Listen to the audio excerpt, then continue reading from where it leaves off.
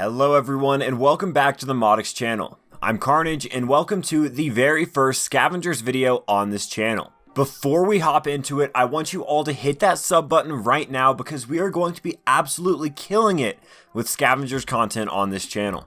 Thanks in advance for watching and let's hop directly into this. I was lucky enough to get invited by the developers of Scavengers to play in a content creators only playtest where I got to play with a couple of other content creators as well as the dev team themselves. This playtest occurred a couple of weeks ago, but we are able to finally share the footage that we recorded. So in this video, I'm going to go over everything from first impressions, what I think about the game, and even answer some questions that I know some of you have. Before we get into the nitty gritty, let's go ahead and go over just exactly what Scavengers is. Scavengers is a round-based PvEvP competitive survival shooter. It's a round-based game. It is player versus environment versus player, a competitive survival shooter. This might sound complex, but you will get the hang of it very quickly.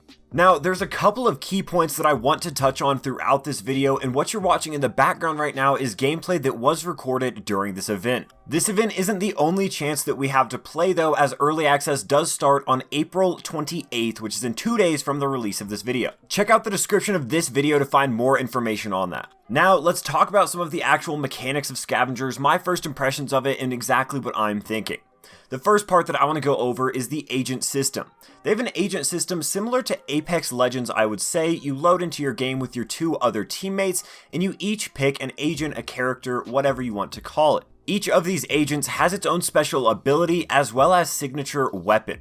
These signature weapons are actually pretty easy to get. I found about 5 minutes into the game I was attaining them. They're pretty simple, but each agent is different. From what I saw while I was playing, most of the agents seem pretty balanced and a lot of the abilities are extremely unique. For instance, the agent that I was playing for most of this playtest was Tarik. He has a signature weapon of a sniper rifle and an ability that places these stun mines on the ground, which is extremely useful when you're fighting other teams. I think the agent system is definitely a plus side to this game, especially since they can keep on adding more agents and provide that new content to the game.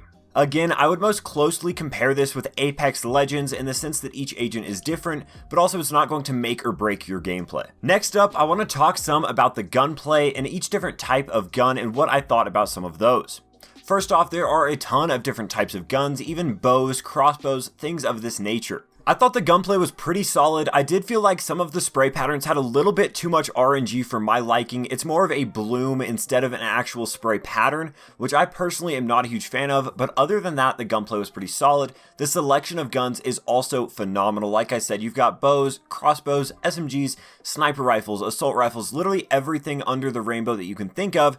There is a weapon for this that you can use. Another thing to think about is pairing those weapons with the specific agents and their abilities in order to make a really solid team composition. Another thing that I definitely want to touch on is the movement of the game. The movement of this game feels absolutely phenomenal.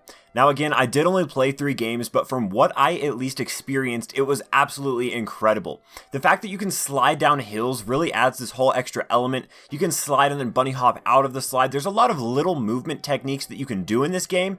They can give you that little extra edge on your opponents, especially sliding around corners, hitting some crazy shots. We saw some crazy clips come out of this playtest that I'm sure you'll see all over social media throughout the next couple of days, but the movement overall is beautiful. On a similar train of thought with movement, let's talk about vehicles because these are a part of the game and I did get to experience these during the playtest. Me and my team got in a vehicle and rotated towards the dropship and also fought another team that was also in a vehicle as we were rotating in, which made for a really cool fight, but it also did feel a little weird with how fast the movement of your characters is and also adding in the vehicle to that.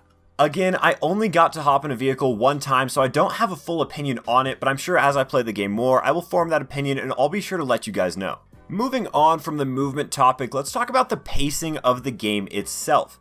When I say the pacing of the game, I just mean how quickly the rounds go, how quickly it goes from the different stages of the game. The first stage of the game, you're kind of sitting around, looting up, doing a lot of PvE work. You're fighting a lot of AI, trying to get better guns, and also trying to get that signature weapon as quickly as you can. As you move on, you start moving to these camps with higher data points, start taking out some higher level enemies, and also you start seeing a couple more people now. As this goes on, you might get into a couple of fights at these different data point collection sites, and also even just while you're rotating around. And then as the game comes to a close, you all converge on the dropship that is placed on the map. This is where the game gets absolutely insane. You have people absolutely everywhere trying to get inside this dropship, abilities are being used, grenades are being thrown, it is absolutely crazy. The pacing between these different phases of the game at this point felt pretty good. Now, something we have to keep in mind is that the playtest that I played in was a playtest of a total of 20 people. To put that in perspective, a normal Scavengers game will have 60 people in it. Because I played in this different scenario, I'm not going to comment too much on the actual pacing of the game itself, but on these different stages, it did feel really good to go from that first stage of killing just monsters and stuff, to then moving on to fight some people every now and then, to then at the very end, it being heavily PvP focused. I also want to clarify, these aren't actual stages within the game, this is just kind of how I felt while I was playing it. You almost feel like you're in these different stages as you're playing. We do have to remember that the game is in early access, so a lot of these things will be changing as the game evolves. Speaking of the game changing, I do have one thing for sure that I do think the game needs. This is more of a progression system. Now right now we have the research system where you research different weapons, you research signature weapon upgrades, and a lot of really cool stuff. Don't get me wrong, I absolutely love this system, but I know for a fact I'm going to grind this game out so much that I'm going to unlock everything and have nothing to do. I think that there's a couple of good ways to fix this, one of them being a ranked mode. There's something extremely satisfying about climbing up the ranks and trying to get better in an actual ranked competitive game mode. I think this, or even some sort of character level progression system added on to the current one, could be really cool. I'm sure that the dev team has some cool stuff in the works, so I'm not too worried about that, but it is something that I did want to mention. This kind of leads me into my next point, which is the skill ceiling of the game. I think that having a high skill ceiling in a competitive game is extremely important. I think that the higher the skill ceiling of a game, the more longevity that game will have. For instance, Fortnite. Fortnite has stayed relevant for so long because its skill ceiling is so high. After having some experience with games of the same genre as Scavengers, I know for a fact the skill ceiling of Scavengers is going to be extremely high. The actual gunplay and movement might not have that much mechanical skill involved, but actually figuring out what points to go to, where to collect, where to drop off points, and things of this nature are going to be extremely important. For the last portion of this video, I want to talk about the PvE and PvP aspects of the game. To start, the PvE felt very satisfying, and it was a decently difficult task to complete sometimes. Sometimes we would go to a certain camp or a certain data point collection area, and we would have a difficult time taking out some of the mobs. I remember specifically a time where Sohinki and I both pushed in, and we both ended up actually getting downed by AI. I thought this was actually really cool because if it gets too easy against these AI, it makes the game feel really stale and boring. The fact that you actually have to stay on your toes and actually try against these AI makes it really fun.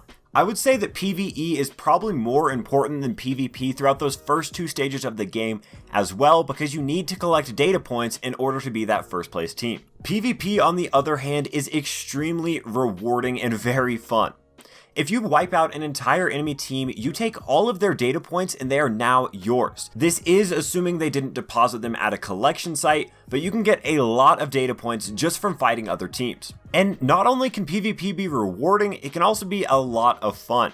The different agent team compositions that we see used make every fight feel extremely unique. I clearly remember pushing different fights and not taking certain fights just based on what agents we were seeing and what agents that we had. It wasn't that we wouldn't be able to win the fight, it was just it favored us more to play these fights differently, which was really cool.